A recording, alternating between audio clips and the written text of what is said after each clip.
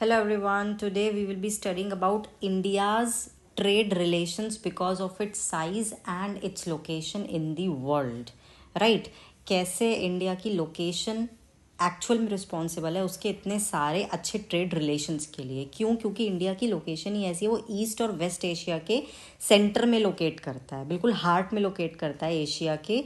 इसीलिए उसके via land routes as well as ocean के थ्रू, क्योंकि उसकी ओशन की जो इंडियन ओशन में जहाँ वो लोकेटेड है, तो इंडियन ओशन में ऐसा कोई कंट्री नहीं है इंडिया के अलावा जिसकी कॉस्ट लाइन इतनी बड़ी हो। कितनी बड़ी है इंडिया की कॉस्ट लाइन? 7517 किलोमीटर्स। इसीलिए इतने सारे फैक्ट्स हैं डेक्कन पेनिनसुला की वजह से। राइट, अब आप देखिए, अगर मैं ये पूरा कलर्ड पार्ट एशिया है, तो एशिया को अगर आप मैं बिल्कुल डिवाइड कर दूँ तो इंडिया बिल्कुल सेंटर में आता है। राइट, और इसी वजह से ये साउथ ईस्ट एशिया से भी इतना ज़्यादा कनेक्टेड है। आप देख सकते हैं साउथ ईस्ट एशिया से पूरी तरह से इंडियन ओशन के थ्रू ये कनेक्टेड है। लैंड रूट से वेस्ट एशिया से ये कनेक्टेड है। ठीक है, वेस्ट एशिया में जब पाकिस्तान के थ्रू हम बोलन पास के थ्रू, ईरान के थ्रू जाते हैं। राइट, तो इसीलिए इंडिया की लोकेशन कैसी है? Centre of Asia, centre of Asia, west Asia east Asia दोनों तरफ से, ये आप देख सकते हैं, वेस्ट में भी और ईस्ट में भी। राइट, और अब ऑल ओवर द वर्ल्ड पे कैसे इफेक्ट पड़ता है? जब ब्रिटिशर्स आए थे तो उन्होंने एक सुइज कैनाल बनाई थी, जहां आपको अलेक्जेंड्रिया पोर्ट करके दिख रहा होगा अरेबिया पेनिनसुला के पास।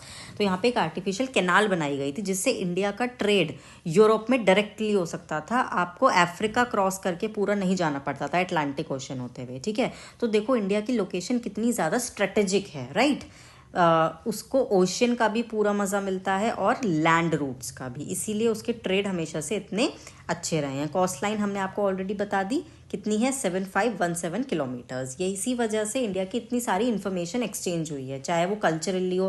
फॉर एग्जांपल महाभारत के आइडियाज़, रामायण के आइडियाज़ इंडोनेशिया में भी देखने को मिलते हैं। वहाँ पे बहुत सारे टेम्पल्स हैं साउथ ईस्ट एशिया में। हमारा न्यूमरल सिस्टम, हमारा डेसिमल सिस्टम सब जगह फैला हुआ है, और हमने कुछ दिया भी है। पंचतंत्र की कहानियाँ हमारी पहुँची भी हैं, तो हमें इंडिया से मिला भी है। अब यूरोपियंस क्यों आए थे इंडिया में? ट्रेड करने आए थे because of the exports. Y?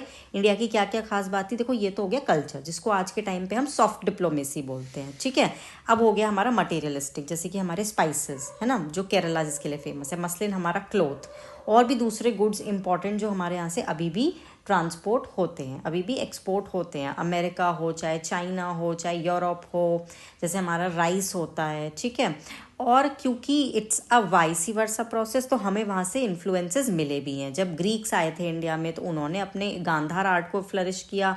Doms, minarets, ये जो पर्शियन कल्चर है जो हमें ईरान से मिला है ना, चाहे वो मुगल्स के थ्रू हो या फिर दूसरे मुस्लिम रूलर्स के थ्रू हो या और पर्शियन रूलर्स के थ्रू हो, तो वो सब वेस्ट एशिया से आए हैं।